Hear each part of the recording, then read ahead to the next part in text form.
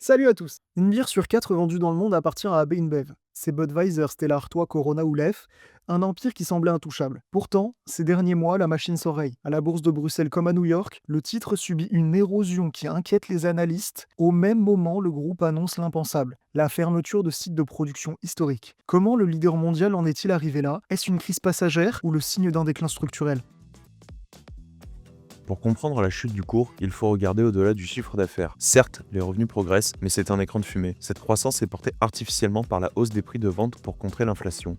Le vrai problème, c'est le volume. Sur des marchés piliers comme la Chine, la consommation ralentit brutalement. Au Brésil, la concurrence se durcit. Et aux États-Unis, le groupe peine encore à effacer les séquelles des crises de consommation de 2023. Les investisseurs ne s'y trompent pas. Une entreprise qui maintient ses profits uniquement en vendant plus cher à une base de clients qui s'effrite est une entreprise en danger à long terme. Cette baisse structurelle de la demande a une conséquence directe et brutale sur l'outil industriel du groupe. Le plan de restructuration cible désormais 3 bastions historiques d'Anheuser-Busch aux États-Unis.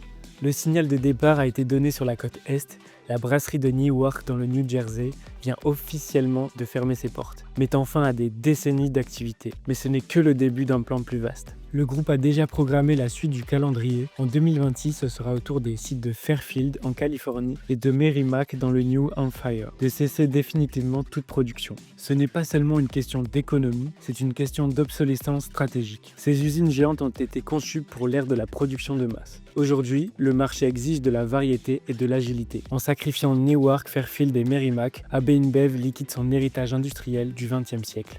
Le groupe est en réalité engagé dans une mutation forcée. Le pari de la direction est clair, délaisser le volume pour la valeur. On produit moins, mais on produit plus cher. Le groupe réalloue ses capitaux vers le segment Beyond Beer, les boissons alcoolisées alternatives, et sur la bière sans alcool, qui affiche des marges bien plus confortables. C'est un pivot stratégique vers un modèle de luxe de masse, où la flexibilité technologique remplace les capacités de stockage gigantesques d'autrefois. AB InBev ne disparaît pas, elle se réinvente. La chute du cours de la bourse est le prix de la transition douloureuse. En fermant ses brasseries historiques, le géant admet que le monde de la bière a changé pour toujours. La question n'est plus de savoir s'ils resteront les plus gros, mais s'ils réussiront leur pari. Rester les plus rentables dans un monde qui boit de moins en moins. Merci à tous, c'était Iscom Décrypte et à la prochaine.